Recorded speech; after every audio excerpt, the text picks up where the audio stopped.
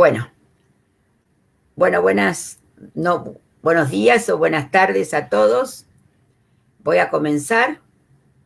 En primer lugar, agradezco la invitación a Jesús Ramírez, a Yoica en general, y también agradezco toda la asesoría que he recibido de Arturo Rogerio, que si no, no sé si llegaba, porque estoy muy acostumbrada a trabajar con Zoom, pero no estoy tan acostumbrada a trabajar de esta manera.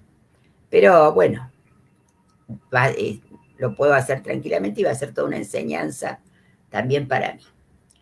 Bueno, como Jesús estuvo por Buenos Aires y bastante tiempo, y escuchó algunas de las cosas que yo he dicho, se interesó especialmente en que yo tomara mi libro, Cada uno encuentra su solución, que acá lo ven, y lo voy a tomar partes del libro, porque va a ser imposible decirlo todo, por supuesto, y también voy a agregar algo que en estos años, si tenemos tiempo, voy a agregar algo que se me planteó en estos años, porque bueno, uno sigue pensando, ¿no? Así como seguía pensando Freud, y hay un Freud contra Freud, y hay un Lacan contra Lacan, porque todo pensador que se precie de tal tiene que avanzar en su pensamiento, y así ha sido con la obra de Freud. Voy a decir la obra de Freud, pero voy a decir la enseñanza de Lacan, porque a Lacan le gustaba que dijeran que era una enseñanza. En cambio, de Freud uno puede decir que más bien escribía. Es cierto que en Lacan también están los escritos, pero a él siempre le gustaba que llamaran a lo que él había hecho una enseñanza. Bueno, partimos de la base de que el psicoanálisis se ha despejado un principio importante, es que realmente no se puede escribir la proporción sexual. Lo que en términos del ultimísimo Lacan se dice no hay relación sexual. ¿No? Bien. Y la mujer no existe. ¿Y qué quiere decir esto? Voy a empezar por todas las veces que a Lacan se le planteó esta cuestión de la dificultad para, digamos, situar lo que es del orden de, veo que me están saludando por acá. Hola, encantada de que estén, también me están saludando desde Sinaloa, eso, bueno, muy bien. Les voy a decir que entonces voy a tomar la enseñanza de Lacan tal como aparece en distintas escansiones de su enseñanza. Podemos hacer muchas escansiones, pero la cuestión será demostrar que aunque los amantes quieran que coincida el objeto de amor con el objeto del goce y el objeto del deseo, ese es un irreductible, ¿no?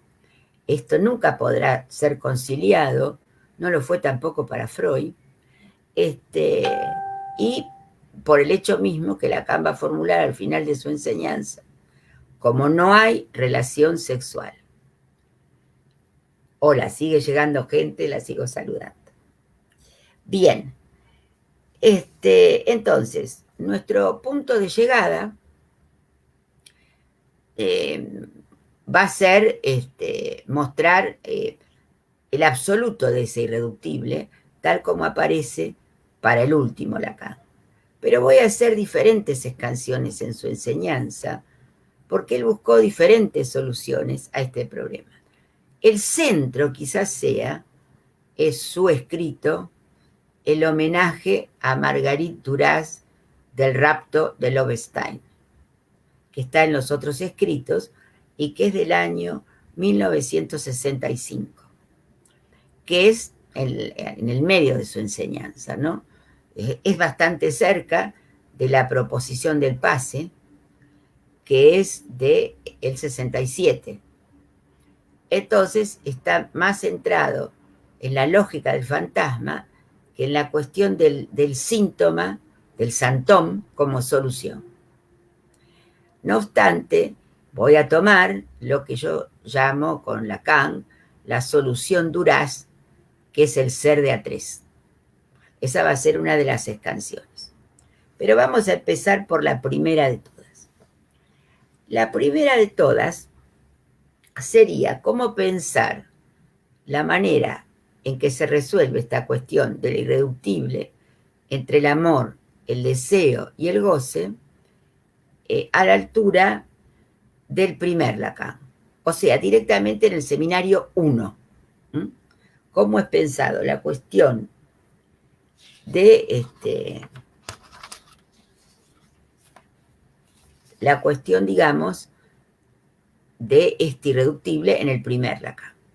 Hay diferentes maneras de mostrar cómo ha tratado de resolver a lo largo de su enseñanza Lacan la cuestión de este irreductible. Y uno podría, si hace una cuestión binaria, dividir en los modos en que siempre Lacan se las arregló para pensar algo que se le presentó como en conjunción o en disyunción, que es la cuestión del significante y la cuestión del goce. Hay momentos en que los unió y están en conjunción, y hay momentos en que los separó y están en disyunción. Esto está bastante explicado. Miller, Jacana Miller, ha hecho diferentes canciones. Unas son los paradigmas del goce, que seguramente muchos de ustedes conocen y que a lo mejor mencionaré al pasar. Otra es un cuadro que hace en su seminario, en su curso. A Miller le gusta decir que son cursos porque para diferenciarlos de los seminarios de Lacan, que habla de periodos en la enseñanza de Lacan. Entonces, ya tomemos los paradigmas del goce o tomemos los periodos en la enseñanza de Lacan. Veo que está pasando algo con la pantalla. Ahí volví. Bueno, vamos a ir al primer paradigma del goce o al primer periodo en su enseñanza o directamente al seminario 1, donde el goce está pensado como imaginario. Y la cuestión es cómo se entrecruzan lo imaginario y lo simbólico, que para eso seguramente ahora estarán colocando, aunque yo no lo vea, el esquema L o el esquema lambda, que muestra el entrecruzamiento entre lo imaginario y lo simbólico, donde se entrecruzan el sujeto y el gran otro con el A minúscula y el A' minúscula, representando la relación o la flecha, digamos, que hay entre A y A', la relación imaginaria. Y los puntos que hay entre S y A representa la relación simbólica. Porque este primer Lacan, tal como aparece, insisto, en el seminario 1, pensaba que el goce era imaginario y que la manera de encontrar cierto equilibrio o de intervenir en ese goce imaginario era justamente lo simbólico. En los esquemas ópticos, los esquemas de los espejos que aparecen en el seminario 1, esto está muy claramente visto.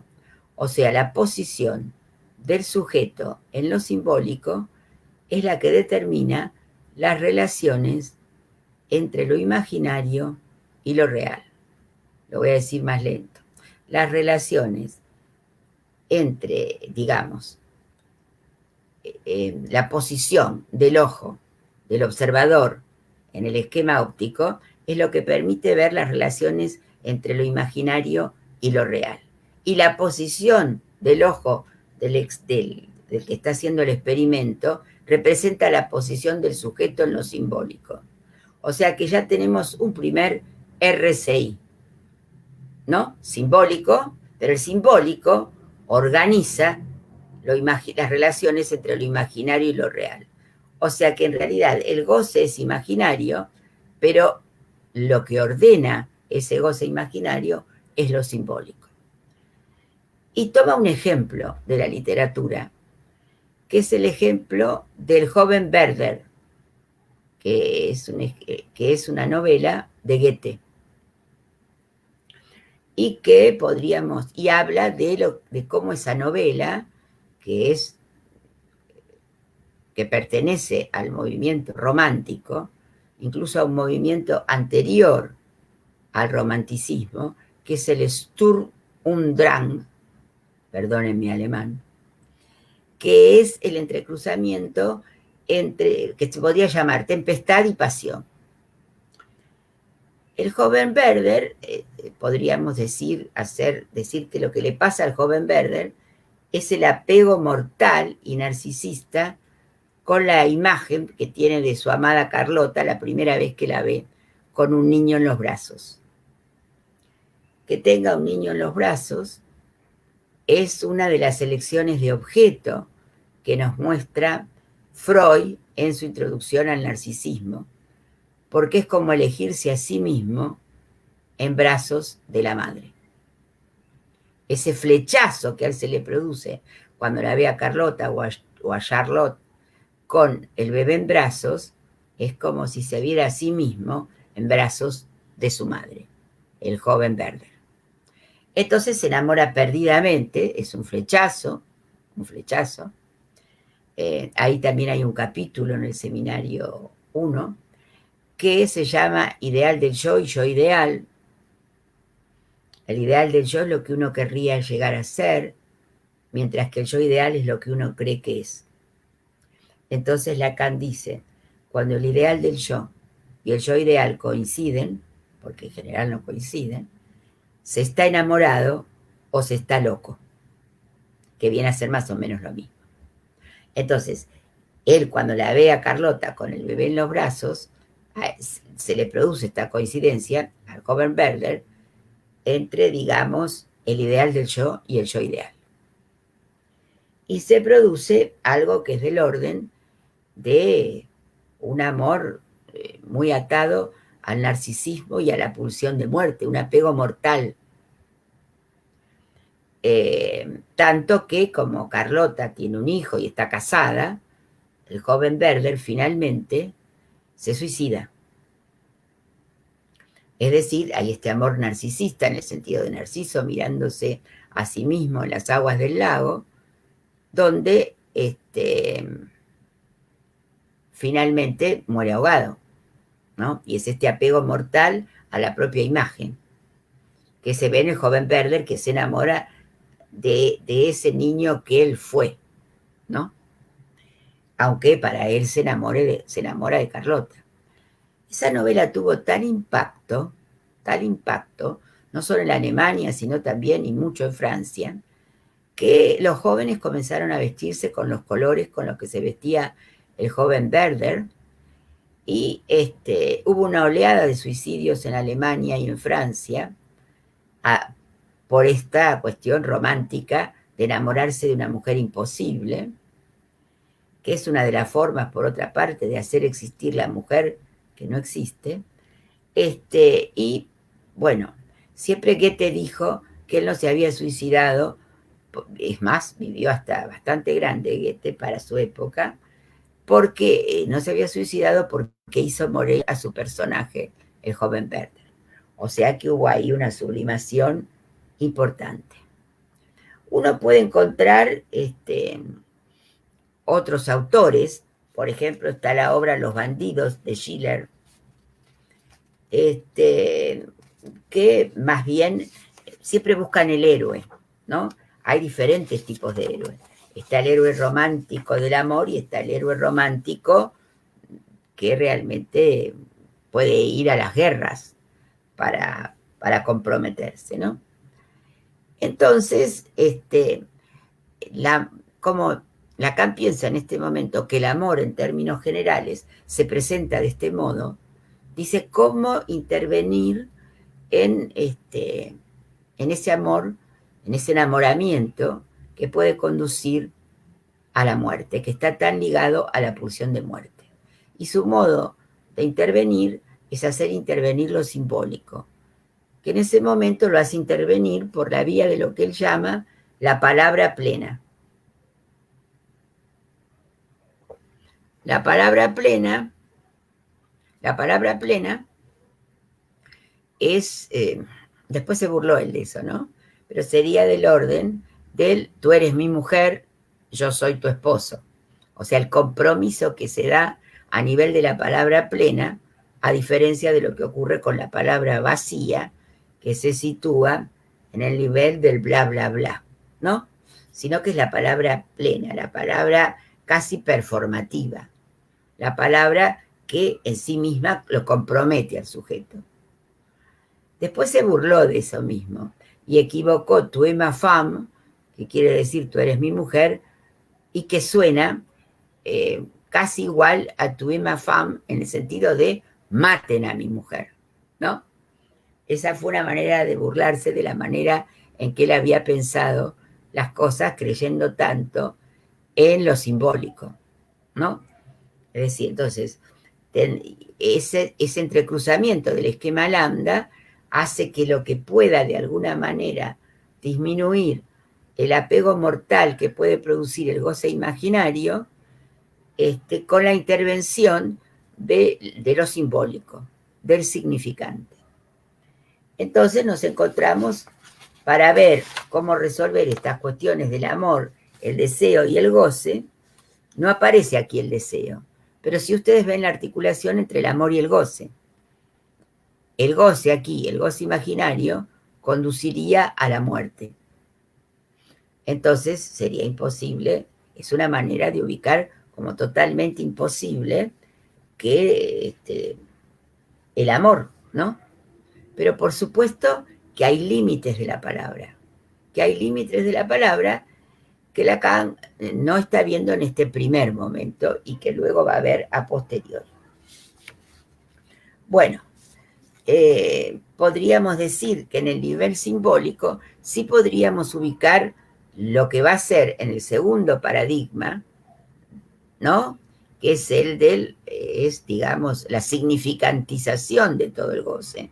Es decir, que todo el goce se vuelve significante, todo el goce deja de estar en lo imaginario para ir a lo simbólico, en el segundo paradigma que nos plantea Lacan, y entonces, claro, va a tener un problema con esto, porque si todo el goce, tal como aparece, por ejemplo, en los seminarios 5 y 6, que son los seminarios, el deseo y su interpretación, primero las formaciones del inconsciente, que es el seminario 5, y luego el deseo y su interpretación, que es el seminario 6, donde está desarrollado el grafo del deseo. Entonces, ahí está claramente desarrollado lo simbólico. Lo simbólico predomina en el grafo del deseo, aunque no es lo único que hay. El esquema lambda, que ustedes seguramente han visto dibujado, se corresponde al piso inferior del grafo del deseo.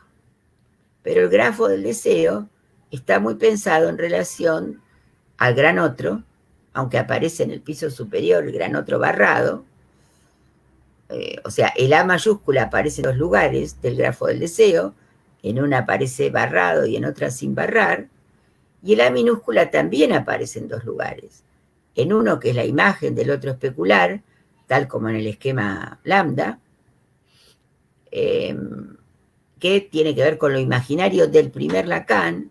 Quiero aclarar aquí que el imaginario para el último Lacan es completamente distinto, tal como aparece, y está más referido a lo que sería el acontecimiento del cuerpo. El acontecimiento del cuerpo está más ligado ya al cuerpo, no tanto a la imagen en el espejo. No es lo mismo la imagen en el espejo, que determina el destino imaginario y alienado del yo, que lo que va a ser después la cuestión del cuerpo en el ultimísimo Lacan, que ya empieza con Joyce el síntoma, ¿no? Pero bueno, por ahora no voy a poder adentrarme en esto. La segunda canción que yo haría después de esta, que sería la del entrecruzar el amor y el goce en la relación simbólico-imaginaria, ¿no? O sea, lo que vimos hasta ahora es la articulación simbólico-imaginaria entre el amor, que aparecería del lado simbólico, y el goce, que sería lo imaginario. ¿Cómo pensar un amor que no estuviera condenado al goce imaginario que conduciría a la muerte, como ocurrió con el joven Werther? Bueno, la segunda escansión que voy a hacer para mostrar este irreductible entre el objeto de amor, el objeto de goce y el objeto del deseo, es lo que voy a llamar la primera intuición del goce como real. La primera intuición del goce como real. Que la voy a situar, y ustedes van a entender rápidamente por qué, en el seminario de la angustia. ¿Por qué en el seminario de la angustia? Porque la primera intuición del goce como real está referida al objeto A. Y es en el seminario de la angustia donde realmente aparece por primera vez el objeto A, ¿verdad? Muy bien. Y además se produce un desplazamiento en la teoría muy importante, que es el desplazamiento de lo que sería la falta en la mujer, porque en lo simbólico la mujer está privada del órgano dicho fálico. Es el famoso ejemplo de una biblioteca en la que falta un libro que nunca estuvo. Pero en la lógica de cómo está organizada la biblioteca, hay un libro que falta. Ese libro que falta es el concepto de privación en la mujer. En realidad no le falta nada desde el punto de vista de lo real. Pero desde el punto de vista de lo simbólico, que está regido por el ser y el tener, por el tener y el no tener, digamos, en lo que sería el periodo simbólico, a ella le falta el órgano dicho fálico. Entonces, toda la cuestión de la falta, a la que por otra parte las mujeres son muy apegadas, después Lacan en el seminario 17 va a llamar a esto el goce de la privación en las mujeres. Yo tengo todo un capítulo dedicado al goce de la privación en mi libro Clínica de las Neurosis, que está patente como aparece en las mujeres, uno podría más decir en la histeria, porque quizás el análisis de una mujer consiste en pasar de la posición histérica a la posición femenina, cuestión que no es fácil. Más adelante vamos a ver cómo es la cuestión con los hombres, que es un camino parecido. Aunque no entran como histéricas, sí salen como mujeres, por lo menos como es pensado en la última etapa de la enseñanza de Lacan, el goce del uno, que está más vinculado al goce femenino que al masculino, porque está vinculado al régimen del no todo, y no del todo y la excepción. Pero me estoy adelantando. Entonces voy a volver al seminario de la angustia y les voy a decir que la angustia que aparece aquí desplaza la angustia de privación en la mujer, la falta en la mujer, a la angustia de la detumescencia en el varón. Es decir, como el varón lo que tiene es el pene y no el falo, se encuentra siempre teniendo que tenerlo, teniendo que tener el falo. Por lo tanto, toda detumescencia, aun la que se produce después del coito, lo angustia. Y esto Lacan lo explica muy bien en el seminario de la angustia. A mí siempre me llamó la atención que Miller estableciera el seminario de Lacan, los 4 conceptos fundamentales del psicoanálisis, en un año, y que recién 31 años después, siendo ese el seminario 11, recién 31 años después estableciera el seminario de la angustia. ¿Pero por qué? Porque al mismo tiempo establece el seminario Joyce el síntoma, o el santón. Y en realidad quiere decir que es porque se está ocupando más del goce que de lo simbólico. Entonces, ahí se entiende por qué establece el seminario de la angustia junto con el santón, que son dos maneras de pensar el goce. Pero hay un real del goce que aparece ya en el seminario de la angustia y que es la invención que Lacan hace del llamado objeto A. Y entonces aquí nos encontramos con otra manera de pensar al hombre y a la mujer. Es decir, piensa que la falta se desplaza de la mujer a la angustia de tumescencia en el varón. Como podría aparecer, aquí veo que hay gente también que me saluda desde Cali, de varios lugares entonces, desde Guatemala, y aún desde París veo aquí a mi amigo Fabián Feinwax. Hola Fabián, ¿cómo estás? No lo veo que lo escribe. Bien, entonces, digamos que esa primera intuición del goce como real es el invento que hace Lacan del objeto A. Es el invento de Lacan del objeto A.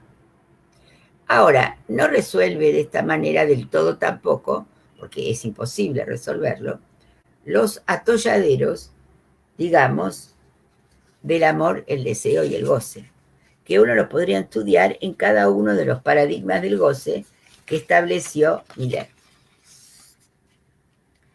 Bueno, cuando predomina lo simbólico, ustedes saben bien que de alguna manera el deseo es el deseo del otro y el sujeto es hablado por el otro. Es decir, que el sujeto sufre la mortificación del significante. Y corresponde a esta época, la época, digamos, significante, corresponde el nombre del padre, el gran otro, el deseo. El deseo está pensado en relación todavía al otro. El deseo es todavía deseo del otro. Muy claramente en la histeria, donde el deseo es insatisfecho, pero también en la obsesión, donde el deseo es imposible.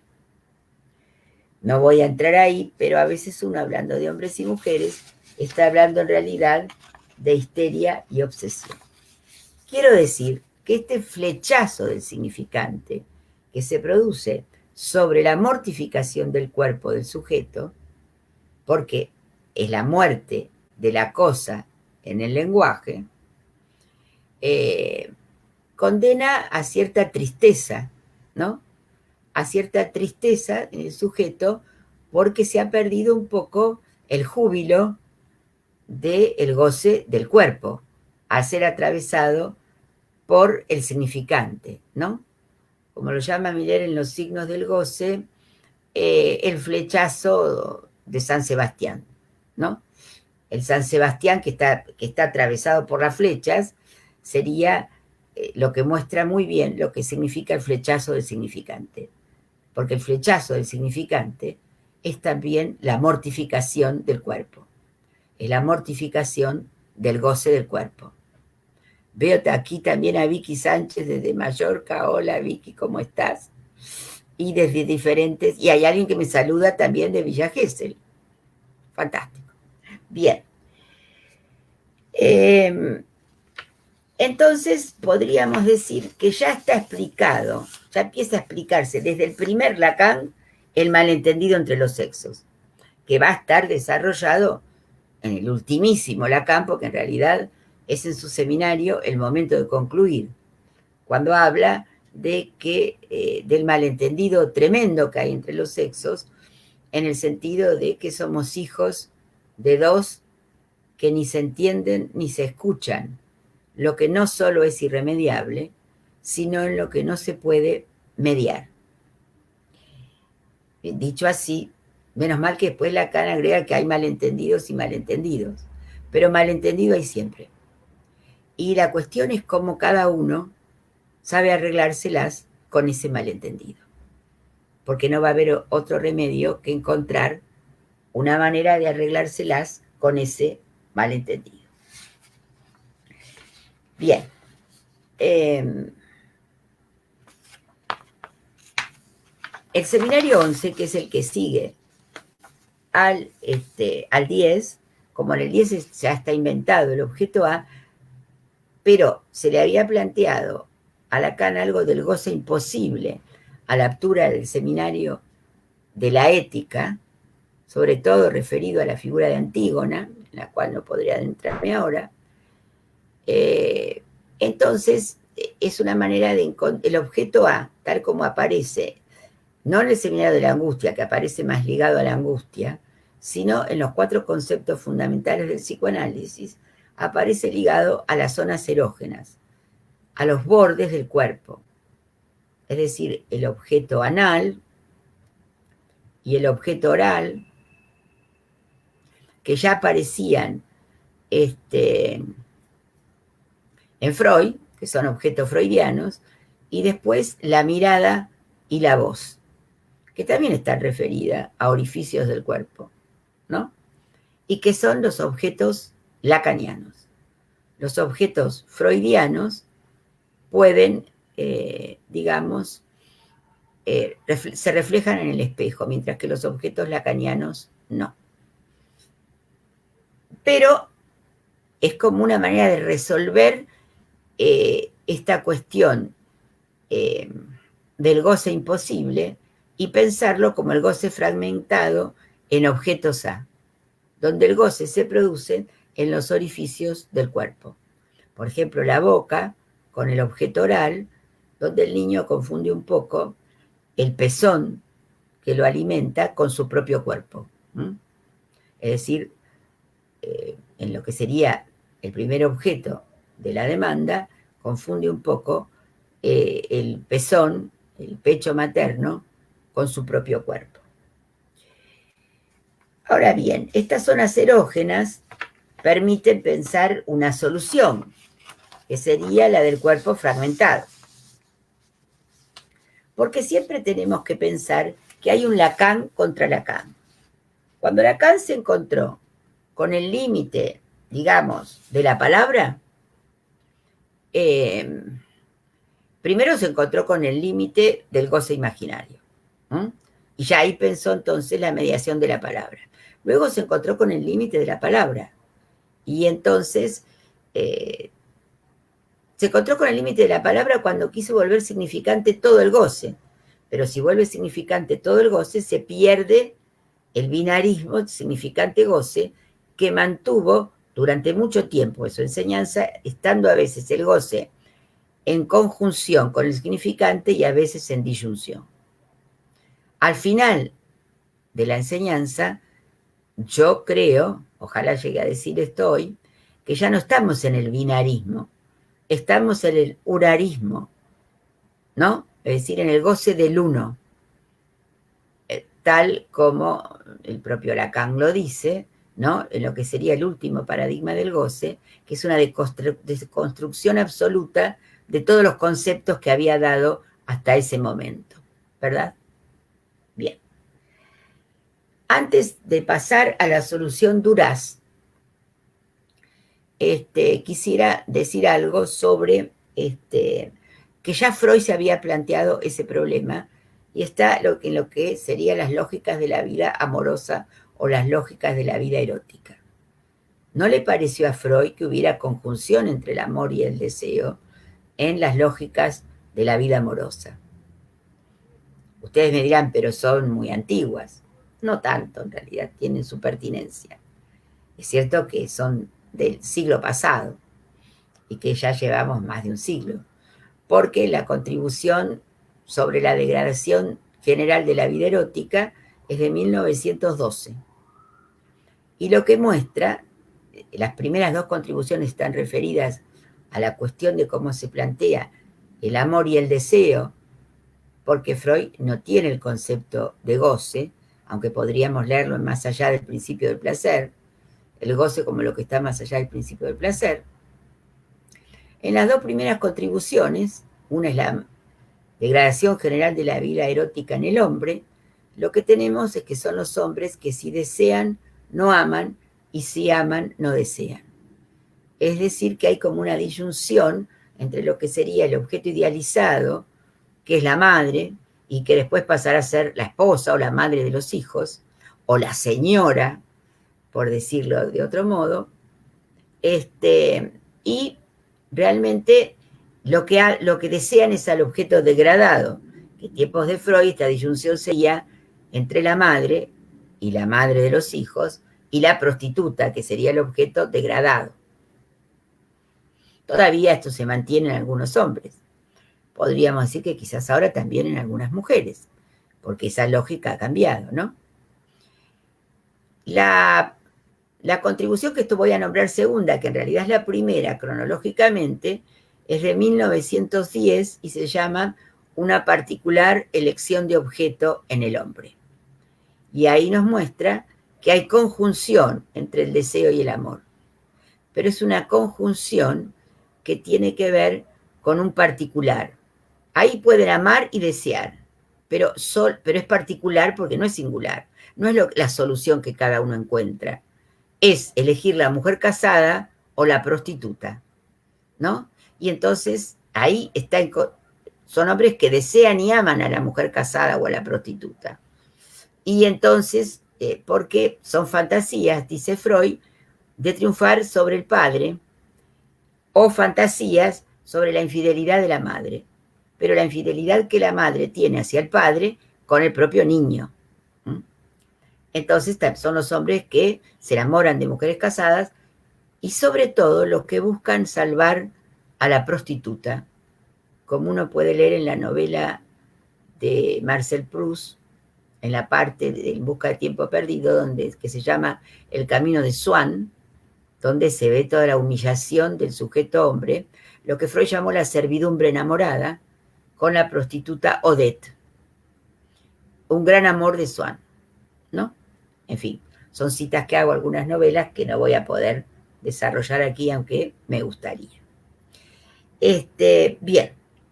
Sin embargo, la tercera contribución, que es el tabú de la virginidad, y que está referida a las mujeres, y no al hombre, a la condición en las mujeres, dice que ahí Freud ya se da cuenta de algo, de que la disyunción ahí no es entre la madre y la prostituta, sino que es entre el hombre y la mujer, ¿no? Y no es casual el ejemplo que pone Freud, que es la Judith que le corta la cabeza a Holofernes. Y entonces, lo que ahí está marcado es que en realidad lo que hace, si pensamos el desplazamiento del que le corta la cabeza a Holofernes, después que él la desvirga, porque justamente es porque tiene que ver con la castración, sería como un castigo haberla despojado de la virginidad, aparte de toda la historia del pueblo judío que estaba en juego, lo que hace es inscribir la castración.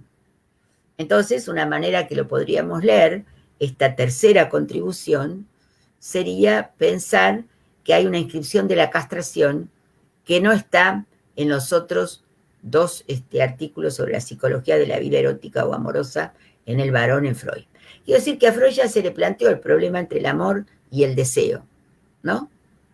Y tampoco le encontró una solución, porque dijo algo bastante terrible. Dijo que había algo horroroso en la vida amorosa de los seres hablantes, y es que el objeto hallado nunca es el buscado. Por lo tanto, lo que se produce es una serie de sustitutos, ¿no?, que se van reemplazando, pero que nunca son ese objeto ideal que sería el objeto buscado, ¿no? Y que podría ser en los hombres la mujer como ideal, y en la mujer el famoso de Wang, el príncipe azul, eso que no existe, ¿no? Bien, esto es para mostrarles que también Freud se encontró con esta dificultad en las cuestiones del amor, del deseo y del goce. Voy a ir entonces ahora a pensar, ¿por qué el libro se llama Cada uno encuentra su solución? Porque tal como estoy planteando las cosas, parece que no habría ninguna. Sin embargo, uno por uno, cada uno de los seres hablantes tienen que encontrar una solución que nunca va a ser, por supuesto, poder recubrir este irreductible que hay entre el objeto de amor, el objeto del deseo y el objeto del goce. Pero que será la solución no particular, sino singular que cada uno encontrará a esto. ¿Por qué insisto? Porque no es lo mismo para mí particular que singular. si vemos las fórmulas de la sexuación, si ahora ponen el grafo de las fórmulas, el matema de las fórmulas de la sexuación, que no puedo dibujar aquí, pero que sé que está. No lo veo, pero sé que está. Tenemos del lado izquierdo la lógica del para todos, que está fundada en la acepción. Es decir, para todo hombre se cumple la función fálica. Pero existe uno para quien, para que sea posible que para todo hombre se cumpla la función fálica, es necesario que exista uno para quien no se cumple la función fálica. Ese uno podría ser, por decirlo rápidamente, el padre de la horda, el padre de Totem y Tabú, que era capaz de gozar, es un mito freudiano, que era el padre capaz de gozar de todas las mujeres. Y que por eso los hermanos se juntan un día y lo asesinan, ¿no? Y luego se produce el concepto de obediencia retrospectiva. Me dicen si voy un poco rápido, ¿no? Pero es porque quiero llegar a un punto. Bien. Entonces, volviendo a esta cuestión, a las fórmulas de la sexuación. Tenemos del lado hombre, si bien aclaró Lacan lo fundamental de esto. Primero, que por escribir esta fórmula no estaba todo escrito. No creyera que estaba todo escrito. Y segundo, que cualquiera sea el sexo biológico, cualquiera sea el sexo biológico, es posible inscribirse de un lado o del otro de las fórmulas de la sexuación. Es más, podríamos decir, es algo que creo que decía Serge Coté, que todo el mundo entra en análisis como hombre, también la histérica, y sale como mujer. No importa cuál sea la biología del sexo en cuestión, porque no se trata de la biología, ¿verdad? Bien. Entonces, del lado izquierdo, que sería el lado hombre, pensando que hombre es una X, ¿no? Tenemos la lógica del todo y la excepción, es decir, del universal y el particular. En los cuantificadores aparece entonces, en la parte de arriba de las fórmulas, aparece el para todo X, X es hombre, se cumple la función fálica. Pero existe uno para quien no se cumple. Tendríamos que pensar si en este tiempo sigue existiendo ese uno para el que no se cumple, ¿no? O si ese no ha salido de allí porque no existe esa excepción. No voy a poder desarrollar esto aquí, pero lo dejo como una posible pregunta, ¿verdad? Bien. Entonces, porque también es cierto que las nuevas virilidades no responden necesariamente a esta cuestión. Las nuevas virilidades y las nuevas feminidades. Bien, del lado derecho de las fórmulas, que ustedes lo tienen ahí, tenemos el singular, el una por una, ¿no? O sea, del lado masculino tenemos debajo el S de atachado, que es el sujeto barrado, y el falo con mayúscula, que es el falo significante, ¿no? Y luego tenemos del lado mujer, hay del lado hombre hacia el lado mujer una flecha que va desde el S tachado a la minúscula, que de alguna manera es la fórmula del fantasma. Pero no me voy a adentrar en esto, sino en lo otro.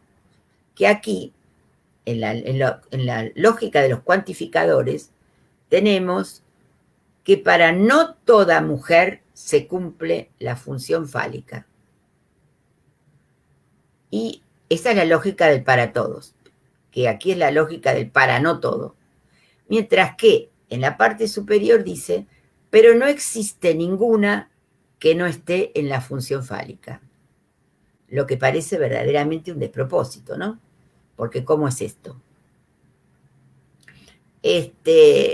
Porque no se trata para no todas, porque todas están en la función fálica, puesto que hay una flecha que va hacia el falo y otra que va hacia el significante de la falta en el otro, ¿no? Entonces, y el la está tachado, ahí de donde parten las dos flechas. Ese la tachado quiere decir que la mujer no existe. No existe como la, existe una por una, ¿no? Y entonces hay una flecha que va hacia el S de atachado, que es donde yo pondría el goce femenino, y otra flecha que va hacia el falo, que es donde está en realidad la posición histérica. Pero si la mujer se desamarra, una mujer, porque la posición femenina estaría donde está el atachado. Se confunde a veces y se dice que está en el S de atachado, con lo que se confunde la posición femenina con el goce femenino, que no son lo mismo. Entonces, eh, la posición femenina significa que la mujer no existe, porque el empuje a la mujer no está solamente en la psicosis. El empuje a que la mujer existe está en la histeria, por ejemplo, con la obsesión de las mujeres por la otra, de las histéricas por la otra mujer. Y está en la obsesión por la cuestión de la amada idealizada, ¿no? Que eso la verdad que sigue estando bastante claramente, aunque tome otros disfraces, ¿no? Disfraces viene bien porque pueden trabajar esto en otra cuestión donde Lacan toma Goethe, que es en el mito individual del neurótico, pero que no voy a poder desarrollar aquí. Entonces, digamos que el singular está del lado femenino, pero en un fin de análisis hay que llegar a la posición femenina. ¿Por qué hay que llegar a la posición femenina? Porque todo el final de análisis, como el fin de la enseñanza de Lacan, tienen que ver con la lógica del no todo, y no la lógica del todo y la excepción, y con la cuestión de que la solución a este irreductible solo puede realizarse uno por uno, una por una, une por une, como ustedes lo quieran llamar. Pero es cada ser hablante que tendrá que encontrar su solución singular. Algunos lo logran con el arte, como por ejemplo Marguerite Duras, que es la que querría tratar en los minutos que nos quedan. Porque la solución Duras me interesó a mí mucho, me sigue interesando, es una solución, hay otras, ¿no? He escrito también sobre la solución Dalí, que consiste en haber hecho de Gala su santón, ¿no? De tal modo que el nombre de su mujer Gala, él firmaba sus propios cuadros, incluyendo el nombre de ella, ¿no? Podríamos pensar también si Frida Kahlo, por ejemplo, encontró su solución, si la encontró Diego Rivera, ¿no? Le decía a Arturo que tengo un artículo. Aquí detrás, si yo me corro un poco, ¿para qué lado tengo que correrme? A ver. Como esto es en espejo, me tengo que correr para allá. Lo que hay detrás es un cuadro mexicano. Y no es que puse una puesta en escena para ahora, ¿eh? Está siempre ahí ese cuadro. Bien. Está en el centro donde estoy ahora yo, de la biblioteca. Bueno, les decía que escribí un artículo que se llama El elefante, la paloma y León, siendo el elefante, como lo llamaban a Diego Rivera, la paloma Frida Kahlo y León Trotsky. Pero ese sería otro ser de A3, que no es el que voy a tomar, sino que voy a tomar el ser de A3 de la solución Duras, que está muy claro, que es muy interesante como está planteado en el homenaje a Marguerite Duras del rapto de Loevestein, y también en los usos del lapso, el curso de Miller, en los últimos capítulos, donde Éric Laurent, Jacques Alain Miller, Catherine Lazarus-Matet trabajan el tema de la solución Duras por la vía del ser de A3. Y traen a otros autores, como por ejemplo a Apollinaire, como por ejemplo a Balzac. Voy a ir a la solución Duras. Se conoce mucho más el arrebato, bueno, me gusta más la palabra arrebato que la palabra rapto, porque en realidad no es, se trata de algo que la arrebata de sí misma Loevestein, que es una psicosis, ¿no? Recordarán, habrán leído la novela, supongo, aunque no voy a poner el énfasis en esa, que ella queda completamente arrebatada de sí misma cuando está en el baile donde aparecen Anne-Marie Strater, que es uno de los nombres que Marguerite Duras usa muchas veces, porque repite los apellidos o los nombres Marguerite Duras, y ella estaba bailando con su novio en un baile del lugar, y el novio se va finalmente con la madre de esta pareja madre e hija que llegan al baile.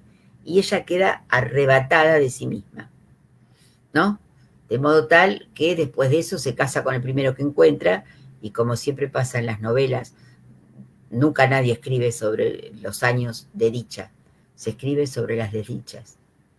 Entonces, ahí dice Marguerite Duras que en realidad vivió 10 años de dicha con el marido, hasta que se encuentra con Tatiana y Jacques Holz, que son otros dos personajes que repiten este ser de A3 que parece ser la solución Duras. Pero ella se interesa muchísimo en la relación sexual, o en la, ¿no? que esa que no existe, que LOL puede suponer entre Tatiana y Jacques Holz.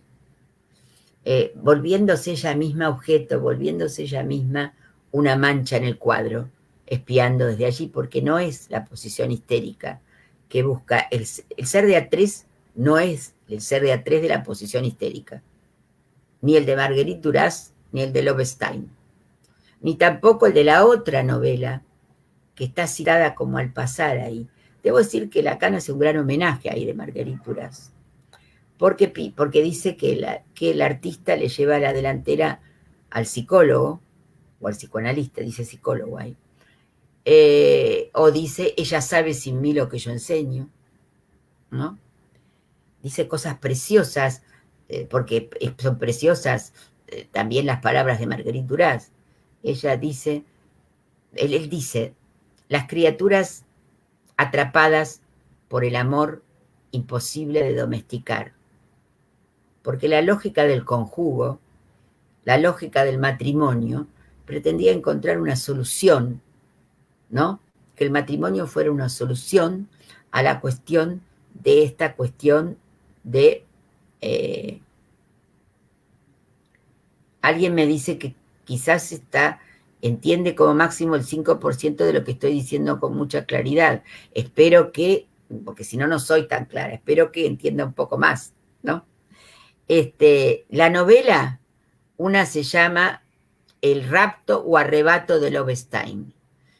Les digo que me gusta más el arrebato porque también podría contener la palabra arrobamiento, ravissement en francés. Mi francés es malo, pero no importa, es el ravissement, ¿no? O sea, como el arrobamiento de Santa Teresa, o sea, no solo es arrebato, como alguien que queda arrebatado de sí mismo, ¿no?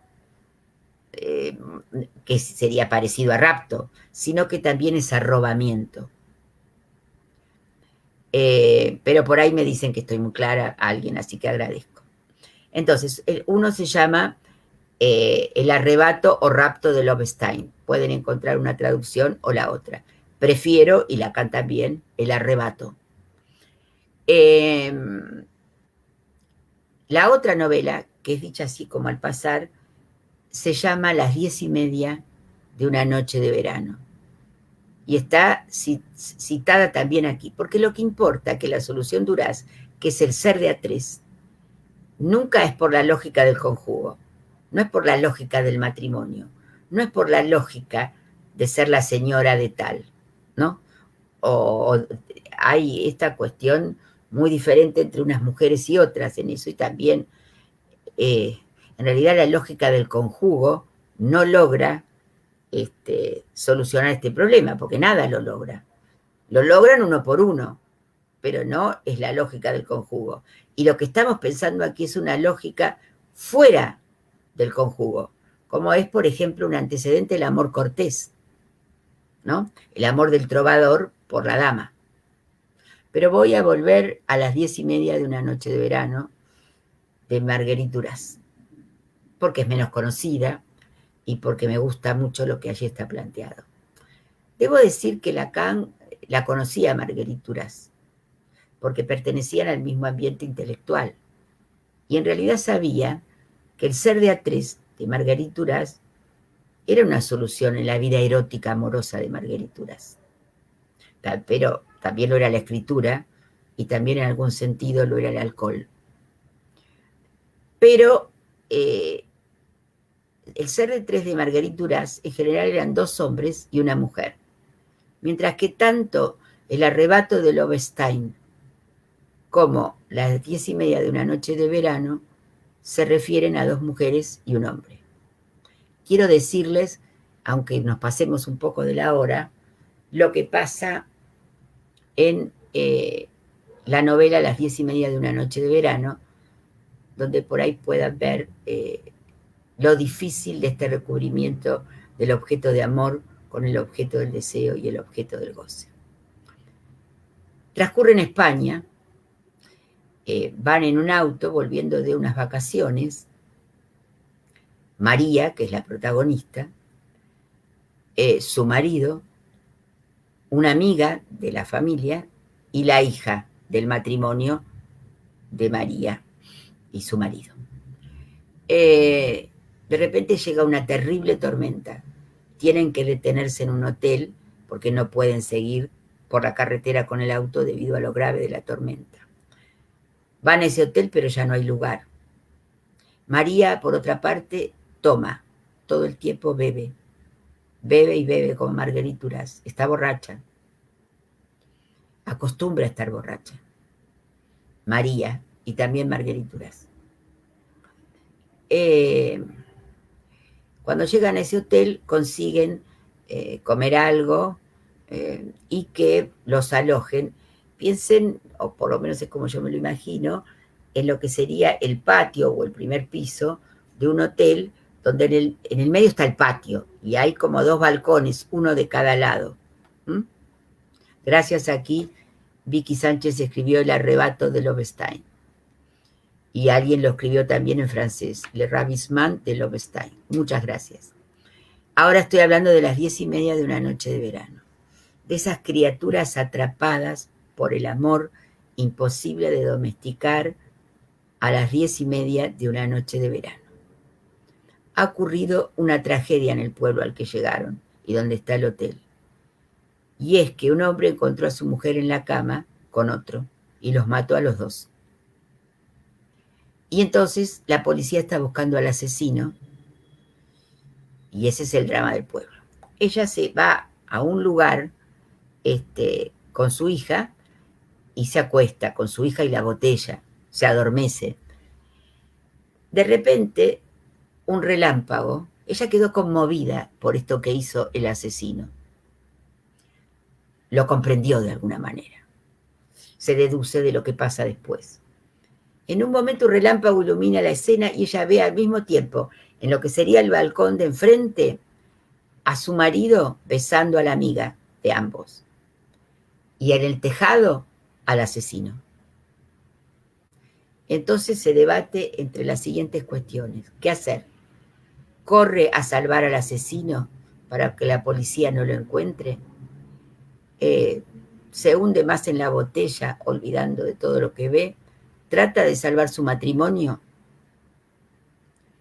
En ese instante de las 10:30 de una noche de verano, de esas criaturas atrapadas por el amor imposible de domesticar, ella decide ir tras el asesino, decide salvar al asesino y corre en el medio del campo tras el asesino.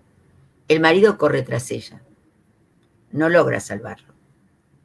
Pero lo importante es que ella ha comprendido algo de la pasión del asesino, que también es la suya, ¿no? Es decir, y nos muestra de una manera, me encanta, esa es una novela muy corta, y que la nombra así al pasar, esas criaturas, Lacan, ¿no? Esas criaturas atrapadas por el amor imposible de domesticar por la lógica del conjugo o por cualquier otra lógica, a las 10:30 de una noche de verano, que es cuando ocurre la tragedia y cuando, y cómo se llama la novela, y la escena ella está donde ella ve al mismo tiempo al asesino en el tejado y al marido besando a la amiga, que no es lo que más le interesa a ella. le interesa más entender, salvar a la pasión del asesino. Bueno, o sea que de alguna manera el ser de A3 fue la solución de Marguerite Duras. Ahí el que hace todo este relato en los usos del lapso, el curso de Miller que les recomiendo, el que hace todo este relato es Éric Laurent. Y Miller un poco jugando a su estilo de ir en contra, ¿no? Le dice, pero ¿por qué tanto elogio de Marguerite Duras? ¿No? En esa conversación que tienen entre ambos. Y entonces va a buscar otra novela, esta vez de un hombre, de Balzac, que se llama La mujer abandonada, donde se trata exactamente de lo mismo. Es decir, hay una mujer que llega a una comarca, es un tiempo anterior, no es un tiempo actual o actual del siglo XX donde transcurren las novelas de Marguerite Duras, pero pasa lo mismo. Llega una mujer misteriosa a un pueblo que todos suponen que es divorciada o algo así, gran misterio sobre esta Madame B, la voy a llamar para no tener que decir todo el nombre en francés. Y entonces Gastón, un joven de la comarca, se enamora perdidamente de ella, pero es mucho más joven que ella no le corresponde socialmente, él debería casarse, es un hombre joven, pero se enamora perdidamente de ella y ella de él, y viven otra vez 10 años de intensa dicha, porque ya les digo que en las novelas no se escribe sobre la dicha, sino sobre la desdicha. También en la de Balzac, La mujer abandonada, que ustedes lo pueden encontrar en un libro, a mí me costó encontrarlo, les va a costar, pero todo lo que uno quiere finalmente lo consigue, en un libro que se llama La falsa amante y otros cuentos, porque es un cuento de Balzac. Pero Miller quiso ir a ver cómo un hombre planteaba lo mismo. Esta mujer vive en 10 años de intensa dicha. Y luego la madre de Gastón, que por supuesto no estaba nada interesada en el romance entre Gastón y esta Madame B, que era una mujer mayor que él y que tenía una historia, le consigue una novia. Y le propone que se case con esa novia que tiene otra edad y que responde a su clase social, ¿no? Y entonces Madame B le dice a Gastón que vaya, que lo haga, que se case, ¿no? Después de 10 años de intensa dicha. Entonces, él duda, y ella no le perdona esa duda. Por ende, él se va y se casa. Después de pasar la primera noche con su mujer, comprende que se equivocó completamente y corre a la casa de Madame B.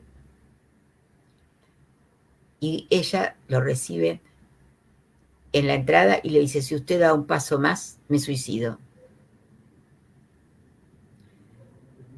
Entonces él ve que no tiene ningún arreglo lo que él ha hecho, que ha perdido el amor de su vida, que estaba fuera de la lógica del conjugo, por entrar en la lógica de lo que se debería hacer.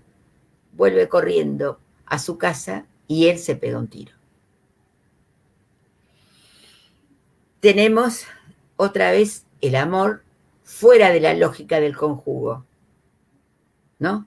Y entonces Miller dice, ahí, conversando con Laurent y con Catherine Lazarus-Matet, dice, una mujer casada quizás perdonaría una infidelidad, pero una mujer a la cual lo único que la une con él es el amor, no hay ningún compromiso, no hay hijos, no hay bienes, finalmente los hijos también son bienes, nada que los una, solo el amor, están juntos y se aman, y si no, no hay ninguna razón.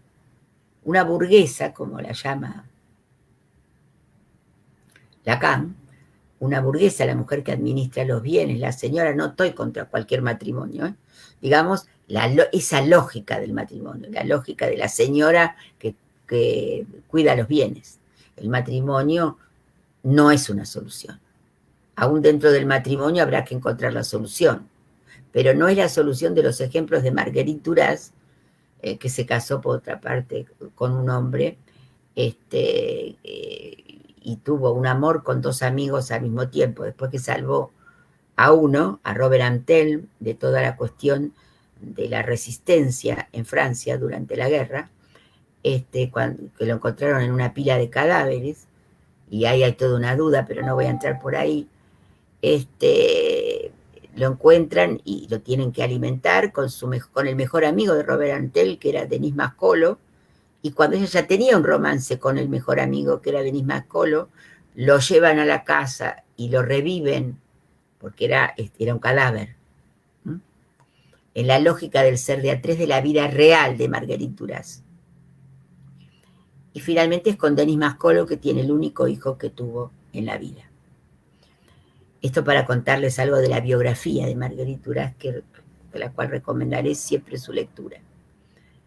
Hay otra frase, que esa frase me la sé de memoria porque me parecen maravillosas, donde Lacan dice en el homenaje a Marguerite Duras que ella celebra las bodas taciturnas de la vida vacía con el objeto indescriptible. Las bodas taciturnas de la vida vacía con el objeto indescriptible.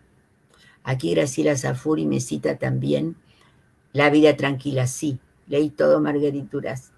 Después paré un poco, después que lo había leído todo en francés y en español, y porque es el duro deseo de Duras, es también duro para uno, pero es un deseo persistente que le permitió vivir a una alcohólica, sobrevivir a un coma alcohólico y tener su último amor con Jean Andrea, que era homosexual, pero qué importancia tiene si ella ya tenía 80 años. Se trataba del amor, no obstante. Bueno, entonces vuelvo a la mujer abandonada. Y digo que una mujer que solo por amor está con un hombre, que lo ha perdido todo en esa época, se ha jugado entera por un hombre y por nada que tuviera que ver con los bienes, no puede perdonar la infidelidad, como quizás sí lo perdonaría una mujer casada, ¿no? Por los bienes, como es el ejemplo, si uno tiene que tomar otra novela, el ejemplo de Madame Bovary, ¿m? Que en realidad no es una verdadera mujer para mí. Y ahí agregó otra, está el goce femenino, la posición femenina y el acto de una verdadera mujer, que es solo un acto, solo se reconoce en el acto, y que donde Lacan da el ejemplo extremo de Medea, que para vengarse de la infidelidad de Jasón, mata a los hijos de ambos, o sea, sus bienes más preciados. O sea, la Medea es lo que no es una madre, y es lo opuesto de la burguesa. Porque el problema de Freud es que confundió la solución femenina con la maternidad. Lacan, al contrario, siempre piensa que hay que diferenciar a la mujer de la madre. Y en Marguerite Duras eso está bien diferenciado, ¿no? También en La mujer abandonada de Balzac, que necesita ir a buscar Miller. Recuerdo que yo me enojé muchísimo cuando Miller dijo en una clase a Eric Laurent que, bueno, Marguerite Duras no era para tanto, y que mi amigo Fabián Fanguas, que andaba por ahí y que estaba asistiendo al curso, mientras que a mí me llegaban las clases después, me dijo, espera un poco, porque después iba a llegar Miller con La mujer abandonada de Balzac. Y aún diré una cosa más.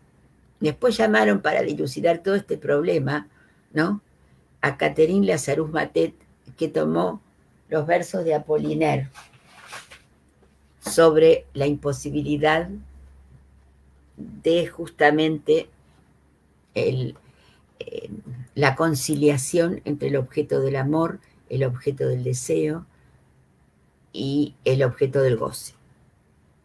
Voy a leerles el poema de Apollinaire que se llama El vigía melancólico, nada más que los primeros versos, que dicen: vuelve a mí a veces ese refrán burlón: si tu corazón busca un corazón, tu corazón es ese corazón. Yo me dos, y ese yo me dos no tiene ningún sentido en español, y sin embargo, en francés es je me deux, que condensa yo me duelo del dos, porque el dos no es posible. Esa es la imposibilidad de que se recubran el objeto de amor, el objeto del deseo y el objeto del goce. Es la imposibilidad de hacer del dos. No se puede hacer el dos. Hay esa dificultad, por lo cual hay un dolor del dos. Je me dé sería una manera de decir yo me duelo del dos, de la imposibilidad de realizar el dos, de hacer de dos uno, y de que sea necesario entonces la solución Duras, por ejemplo, que es el ser de a tres, y que también es la cuestión que plantea Balzac en La mujer abandonada, y que también es la cuestión que plantea Apollinaire cuando dice que lo que duele es el dos, y duele porque no se puede hacer con yo me duelo del dos, y eso quiere decir que es imposible realmente conciliar, hacer de dos uno, que es lo que busca el amor, ¿no? Suprimir el malentendido, que se recubran el objeto de amor, el objeto del deseo y el objeto del goce. Es imposible, es un irreductible con el que hay que vivir. Sin embargo, no estamos condenados necesariamente a la desdicha. Quizás cada uno puede encontrar su solución a este dolor del dos. Es de esperar que se hagan un fin de análisis, así como se hace, a veces los artistas lo logran sin nosotros, no solo los que escriben. Yo tengo cierto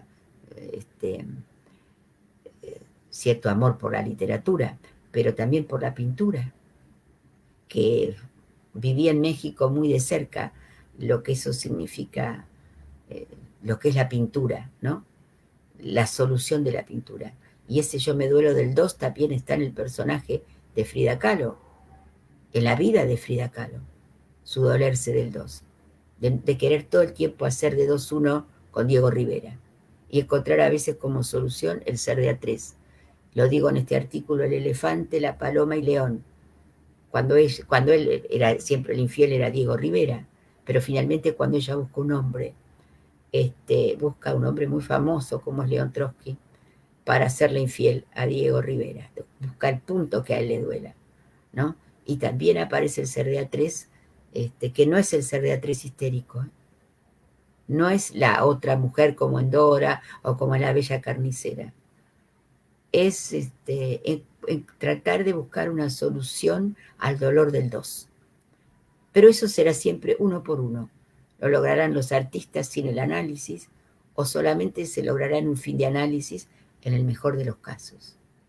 Encontrar una solución, la de cada uno, sea casarse o estar solo, pero saber que va a haber ese agujero, ni siquiera solamente un vacío, como dice a la altura de Lobestein, o del homenaje a Marguerite Duras, Lacan, porque está pensando todavía en el vacío, las bodas taciturnas de la vida vacía con el objeto indescriptible. Las bodas taciturnas de la vida vacía con el objeto indescriptible. Ahí estamos a nivel del objeto, a nivel de la lógica del fantasma, porque es un texto de un escrito del 65. Posteriormente la solución no será por la vía del fantasma, porque el ser de A3 responde más a la lógica del fantasma, sino por la vía del síntoma, del santón. Y eso no hay manera de pensarlo si no es uno por uno.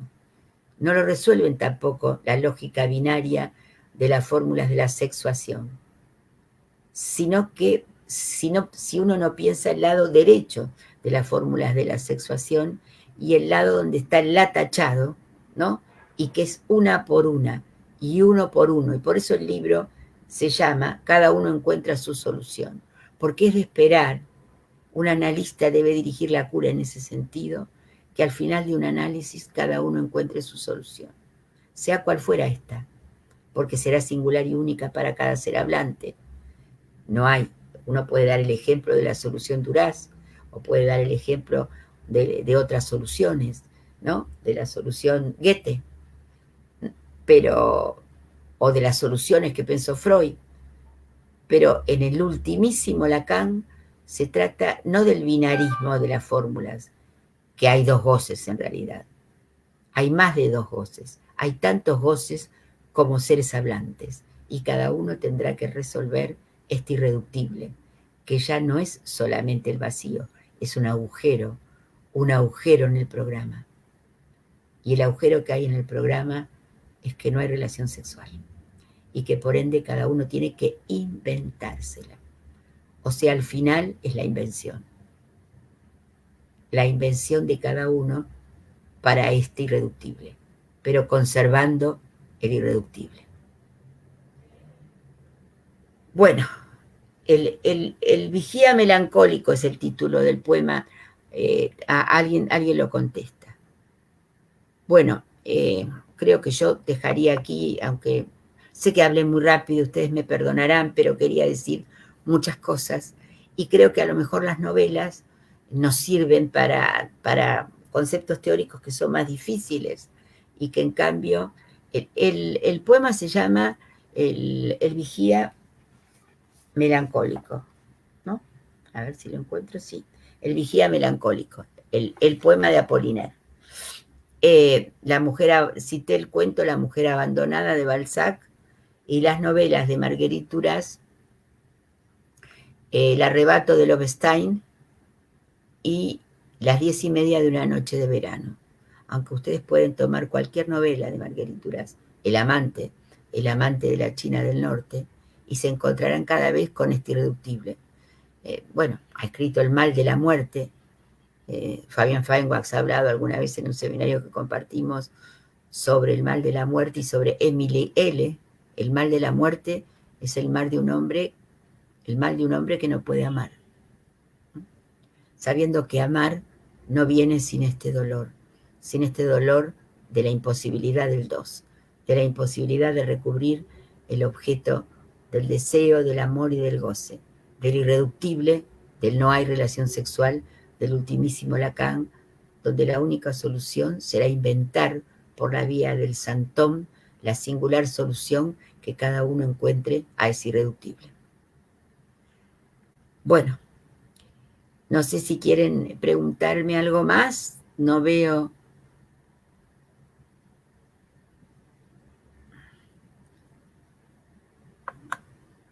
Veo por aquí una pregunta que dice, me parece que la terapia no debe ser puesta como solución de nada. Está dispuesta solo para aliviar un sufrimiento insufrible del orden psicogénico. Bueno, no sé qué es el orden psicogénico y no comparto la palabra terapia. Yo hablo de psicoanálisis, no de terapia. Entonces, creo que tampoco es el psicoanálisis, es el analizante el que tiene que encontrar su solución. El analista solo tiene que hacer que el vacío esté presente, no recubrirlo con palabras, no recubrirlo con falsas soluciones, no ir al sentido común, porque no hay ningún sentido común de los síntomas. Porque ¿cómo va a haber sentido común de los síntomas si la solución sintomática con TH es uno por uno? Por aquí me dicen qué libro mío recomiendo en relación a esta exposición y es ese, Amor, Deseo y Goce, cada uno encuentra su solución, donde explico más cosas, porque imagínense, es todo un libro y tuve que resumirlo en una exposición en la que ya llevo, me parece, 1 hora y cuarto o quizás 1 hora y 20.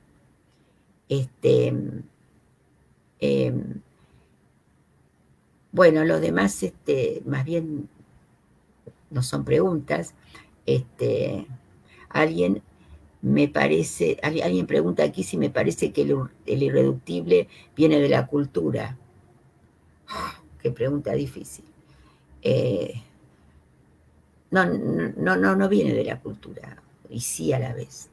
¿Cómo decirlo? El hombre, el ser hablante, es un producto, no se trata de la naturaleza, ¿no? Lo dice Lacan en El saber del psicoanalista, que son las charlas que dio en Santán. No se trata de perros y de perras, donde es tan fácil y natural la relación sexual que sí existe en el reino animal. No, en cambio, entre los seres hablantes, no. Sería como otra clase, ¿no? Tomar desde la primera clase del seminario del Sintóm la relación entre Adán y Eva, con la que juega jugando con las palabras a la manera de Joyce, Lacan, y que recomiendo ese capítulo, ¿verdad? Porque es difícil, pero donde juega con Levi, la Eva a la vez y la vida, siendo la mujer Eva, la que representa la vida ante la mortificación de Adán, poniéndole todos los nombres a las cosas, ¿no? Dice, pero lo hace en la lengua de Eva. Pero bueno, esa sería otra clase. A ver, acá alguien me pregunta, al hablar de Freud, de sus lógicas entre amor y deseo, y luego hablar de nuevas feminidades, ¿será que aparecen nuevas lógicas? ¿Nuevas en el sentido? Sí.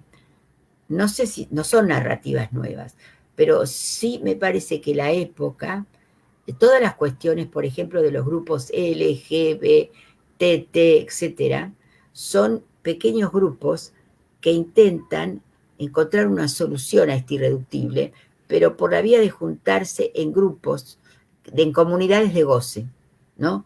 Lesbianas, transvestis, transexuales, en fin, es una lógica que me interesa también.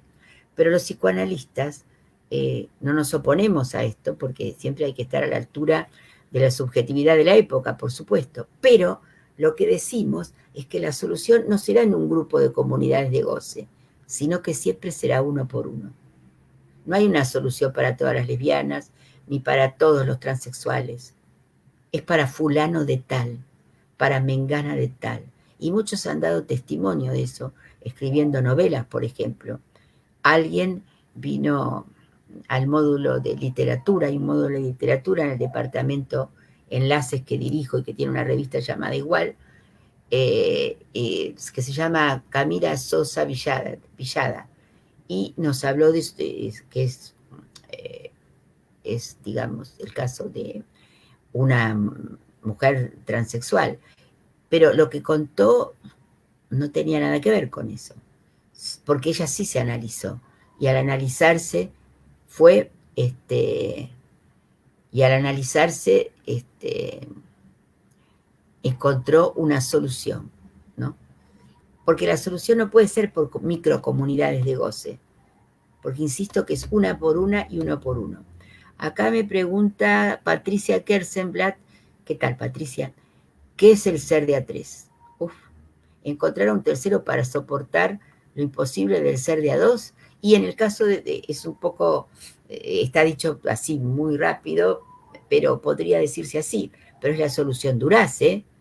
Yo no estoy diciendo que esa es una sola. Si hay algo en lo que he insistido, que las soluciones son uno por uno, y que la solución Duras, tal como la está planteando Lacan en el homenaje a Marguerite Duras del rapto de Lobstein, es el ser de A3. Por lo menos la solución que plantea en la novela Las 10:30 de una noche de verano, por ejemplo. En muchas de sus novelas, la solución para el dolor del 2 es el ser de A3. Esto es una solución singular, ¿no? Porque cada uno tiene que encontrar su solución singular. Acá me pregunta Mariana Alba de Luna dónde situar el goce. Y justamente se trata fundamentalmente del goce, ¿no? Es decir, se trata del amor y del goce. Una de las cosas que podríamos pensar es la famosa frase de que el amor permite al goce condescender al deseo. Pero bueno, me parece que eso también sería otra, otra, otra clase. Y no estoy planteando que alguien me insiste el psicoanálisis como solución, ¿eh? Porque ya Marguerite Duras no se analizó nunca, y no solo no se analizó, sino que cuando le preguntaron qué opinaba de lo que Lacan había escrito sobre ella dijo, no entendía absolutamente nada. Ella encontró su solución, porque creo que la encontró, y creo que no fue sin la escritura, y no fue sin el alcohol, pero tuvo que ver con pero siempre estuvo presente el amor, hasta el final, hasta el final. Y de lo que escribe es de ese dolor, del dolor del 2. Ella escribe sobre el dolor del 2. Así como, pero uno podría decir que el ser de A3 fue su solución, de alguna de las maneras. Por lo menos las que están planteadas en estas novelas, porque no estamos hablando de la biografía, no estamos analizando a Marguerite Duras, porque eso sería verdaderamente cuando hay una solución y cuando cada ser hablante considere que la tiene. No es una solución. Nada va a recubrir el agujero. Uno va a tener que vivir con ese agujero. Pero puede encontrar una solución que le permita saber hacer algo con el irreductible, que nunca será cubrirlo. Las soluciones nunca serán soluciones totales, porque pertenecen a la lógica del no todo, y nunca van a encontrar la perfecta conciliación, porque no la hay. No hay manera de hacer conciliar el objeto de amor con el objeto del deseo y el objeto del goce. Pero sin embargo, si bien siempre habrá malentendido, hay malentendidos y malentendidos. Y es de esperar que se encuentre alguna solución única y singular, que por ahí es estar solo para alguien, y para otro es casarse, y para otro, pero es también vivir sabiendo esto, aceptarlo con el sufrimiento que conlleva y con la alegría que también conlleva. Porque si no, no hay manera de, no se va a encontrar. La solución quiere decir esto, que cada uno encuentre su manera de arreglárselas con esto. Saber hacer con, del último Lacan, eso es el síntoma. Saber hacer con este irreductible. Acá alguien dice solución sintomática, es un concepto en sí mismo, ¿no? Porque justamente está muy bien lo que acá me dice Agostina Miguel Torena. Me dice que capaz que no está bueno entender la palabra solución desde el sentido común, que es justamente lo que dije, que no había que pensarla desde el sentido común. Hay que pensarla como que cada uno inventará, porque es una invención, su santón, que es la única manera de arreglárselas con esto. Y que siempre es una solución siempre sintomática, en el sentido del santón, pero es una solución. Lo que sería esperable que no ocurriera es que el sujeto todo el tiempo la siguiera buscando, porque no la va a encontrar. No va a encontrar manera de que esto concilie totalmente, pero puede inventar diferentes soluciones, y no es que es de una de por vida. Puede inventar diferentes soluciones a lo largo de su vida, y comprobar después que no le ha servido esa e inventar otra, ¿no? Porque no hay una solución de una vez para siempre, ¿no? Me parece que podríamos, si están de acuerdo, dejar aquí, salvo que haya alguna otra pregunta, porque veo que, en fin, ya son las 4:30, y si no hay otra pregunta, me parece que estuvo bastante aclarado por lo que dice aquí Agostina, y muchos están despidiéndose, ¿no? Alguien escribe acá, el deseo humano es un hueco del cual se pretende salir usando una pala. Con el hueco, con el agujero hay que vivir. No se sale, pero se inventa algo para encontrar, ¿cómo decir? Un modo vivible, un modo más vivible, con menos sufrimiento, de arreglárselas con eso. Eso es de esperar, y tiene algo que ver, por supuesto, con el alivio del sufrimiento. Porque esperamos que esto lleve a un alivio del sufrimiento, pero no es un alivio porque no es el alivio de que finalmente el amor haga conciliar, como lo desea el neurótico, haga conciliar el objeto del deseo, el amor y el del goce, porque no va a ocurrir. Entonces cada uno deberá inventar su solución única y singular, que siempre es sintomática con TH. Y me parece que eso sería lo interesante, que cada uno, pensar que la solución del último Lacan es uno por uno y es sintomática, ¿no? Y incluye el trauma de este agujero. Bien, dejamos acá entonces, agradezco la invitación a Yoica y la pasé muy bien, porque me gusta hablar de estas cosas, así que me invitaron a hablar de algo que me gusta mucho. Y seguramente habrá otra ocasión. Así que bueno, hasta la próxima a todos, gracias por estar y la pasé bien.